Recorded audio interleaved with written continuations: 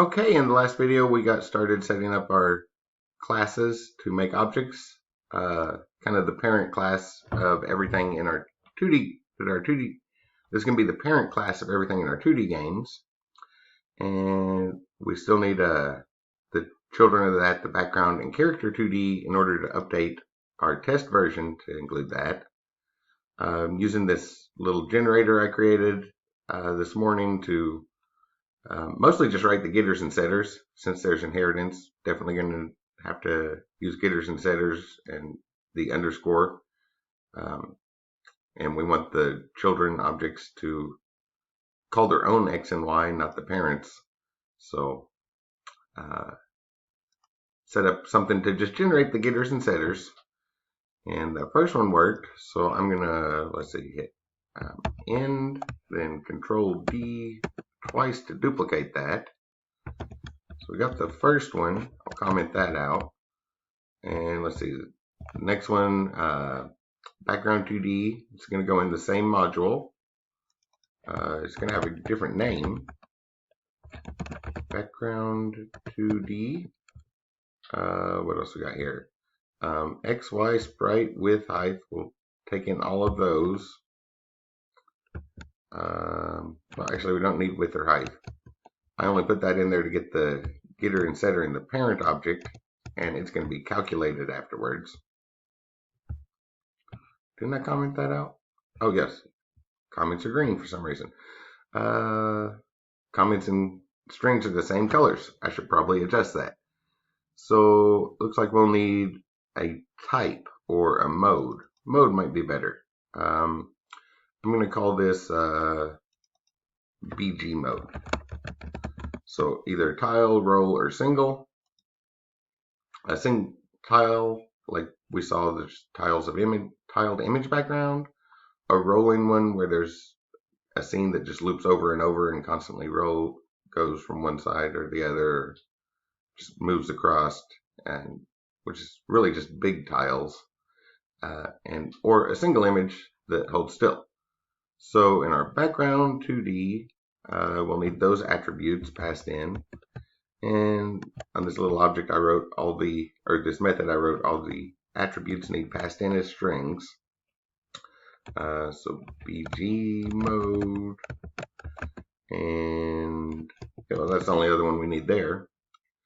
And for our character 2D, let's see. Oh, we do need a parent object here though. So parent equals stuff 2D, then the attributes. So same module, the game objects module. I'll also create a character 2D, and then give it a parent of that stuff 2D that is going to be the parent class of everything.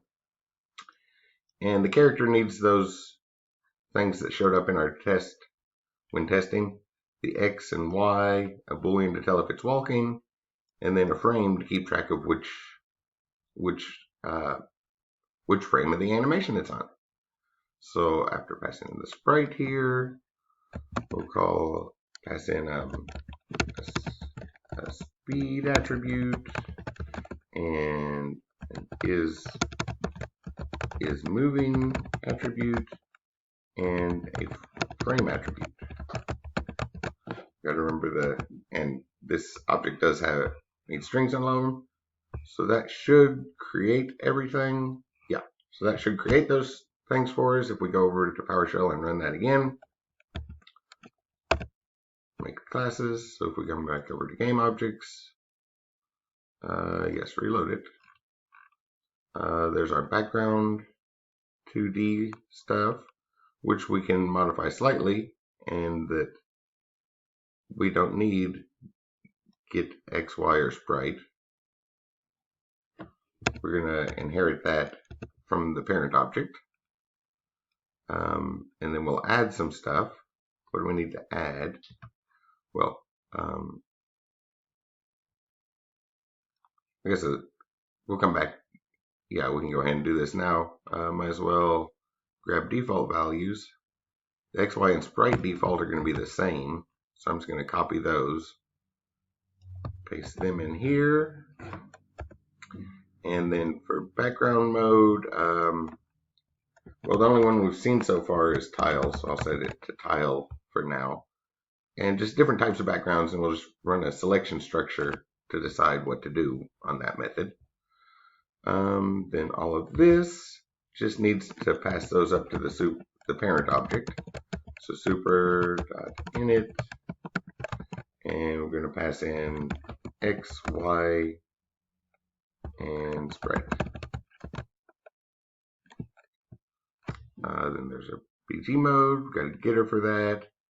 We don't need the setters. Well, for x, y, and sprite, we're going to inherit those from the parent object. And then we're going to have a method called lay tiles. So I'll go ahead and mark that out here. Lay tiles, which is going to use this array of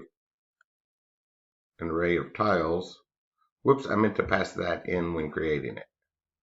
I can do that really quick.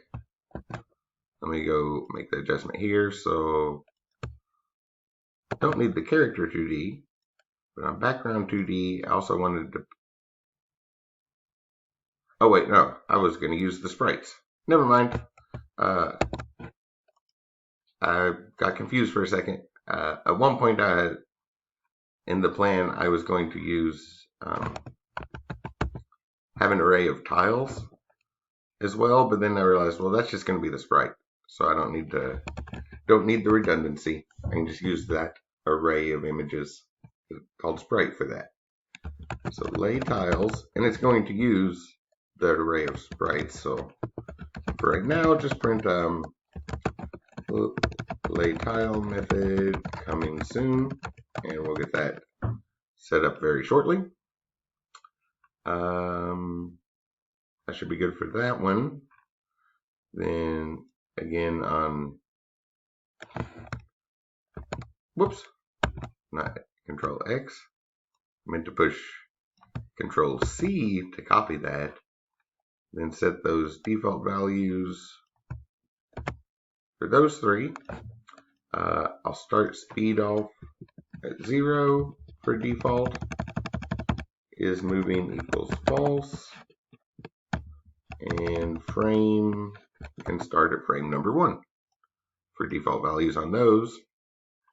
And again, the X, Y, and sprite don't need, those just need passed up to the parent object.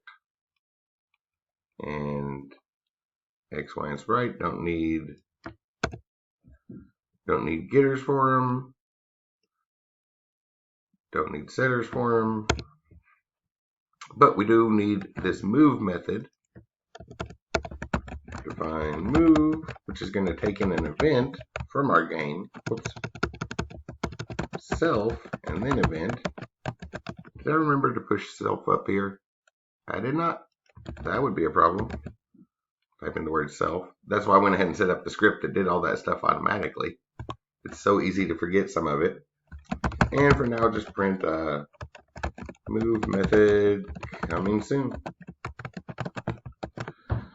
So a little bit more setup we can do here, but that got all of our objects. The 3 we'll need to replace the quick test.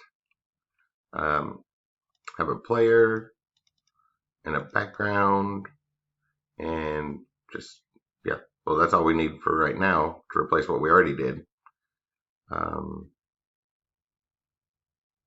Oh, I guess I need a play animation. I'll call it animate, which will return a void, so might as well add that in here now. Where's the player? There we go. Define animate self and print animate method coming soon. So now we're ready to start marking these out. I'm going to start up here in the parent object with some initialization issues. So, such as this is just a string referring to a file. We don't want a string that refers to a file. We want the actual file. So I'm going to make a method and just load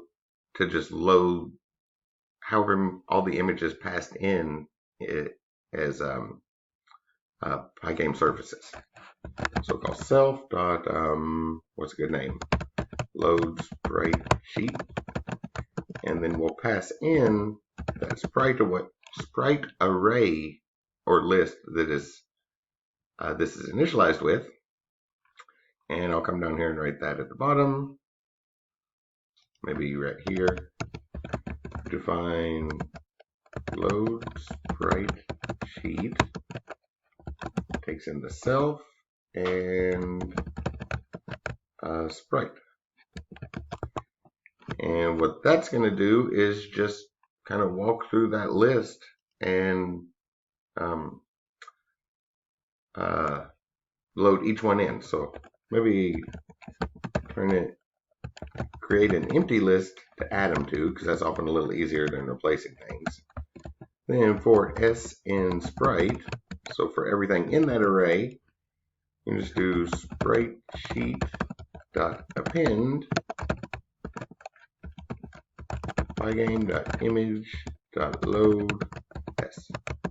So everything in this array should be a string that refers to a file name, and we'll load them in as we'll take each one and load them in as a Pygame surface into this array, and then this list, and then we can return that list. Return sprite sheet. So that will get us sprite is going to be an array of Pygame surfaces. And then since they're Pygame surfaces, we have a get width and get height method in Pygame we can use. So to get our width for our object will be self underscore sprite. I'll just use index 0 because I know there's going to be at least an index 0 in everything. Get underscore width, and that's built into Pygame, so that's just the width of a surface. And I guess the same thing for height. Well, might as well copy that. Copy, paste, and change width to height. Give that a save. So that gets our parent object initialized and created. I guess we could go ahead and do the render method really quick. There's still plenty of time for that in this video, because all that needs to do is display it. Well, we're going to start with the ground object. So I'm just going to do if length on self dot underscore sprite